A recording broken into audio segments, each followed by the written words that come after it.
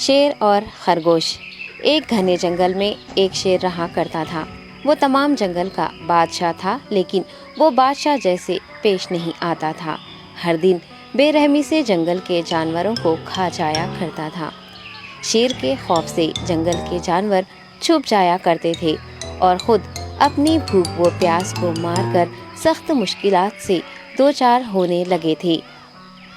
اس طرح کچھ دن بعد جنگل کے تمام جانور ایک مقام پر جمع ہوئے اور شیر کے شر سے محفوظ رہنے کے لیے سب مل کر رائے مشورہ کرنے لگے۔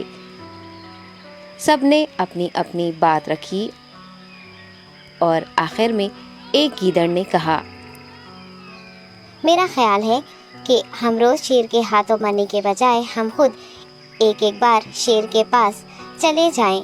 اس طرح روزانہ شیر کسی ایک کو کھا لے گا اور ہم سب اپنی اپنی باری سے چلے جائیں گے اور بلا خوف و ڈر سکون سے زندگی گزاریں گے۔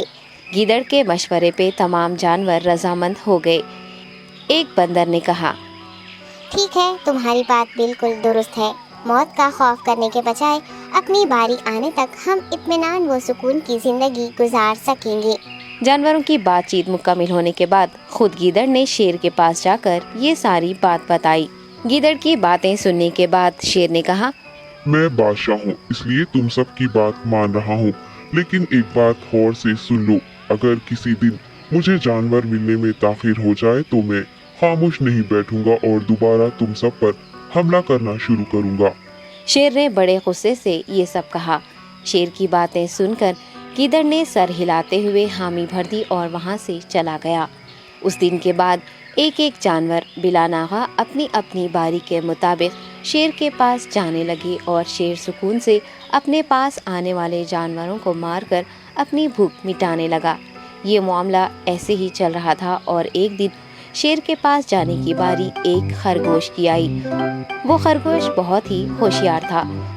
اسے شیر کے پاس جانا منظور نہیں تھا اور اس نے اپنے ساتھی جانوروں کو بے رحمی سے مارنے والے شیر کو سبق سکھانے کی ٹھان لی اور ایک اچھی تدبیر نکال کر آہستہ آہستہ شیر کی گفا کے پاس پہنچ گیا۔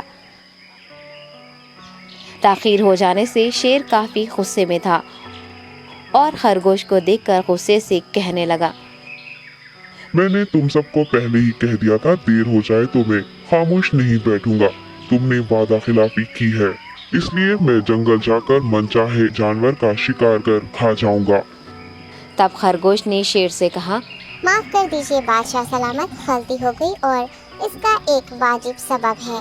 اطمینان رکھیے، میں بیان کرتا ہوں، آپ سنیے اور اس کے بعد آپ آرام سے مجھے مار کر کھا لیں۔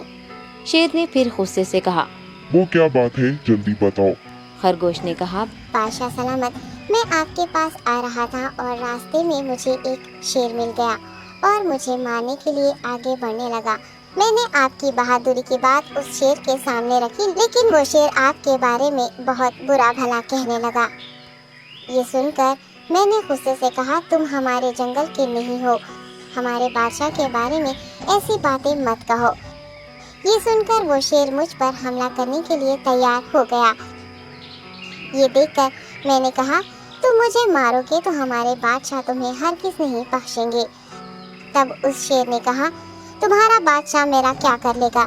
میں نے کئی ہاتھیوں کو اپنے پنجے سے مار گرایا ہے، تمہارا بادشاہ ہو یا کوئی اور ہو، میرے ہاتھوں بچ نہیں سکتا اور میرے سامنے کوئی ٹک نہیں سکتا، میں اسے ختم کروں گا۔ یہ سب بدتمیزی کرنے لگا۔ میں نے اس شیر سے کہا، تم ہمارے بادشاہ سے آ کر بات کرو۔ تب اس نے فخر سے کہا، میں کیوں آؤں؟ تمہارے بادشاہ میں دم ہے تو اسے ہی یہاں لے کر آؤ۔ یہ کہہ کر مجھے دبانے لگا۔ بادشاہ سلامت، اسی لیے آنے میں تاخیر ہو گئی۔ یہ سنتے ہی شیر غصے سے کہنے لگا، چلو ابھی چلتے ہیں، اسے ختم کر دوں گا۔ یہ سننے کے بعد خرگوش نے شیر کو جنگل کے درمیان موجود ایک کنویں کے پاس لے گیا۔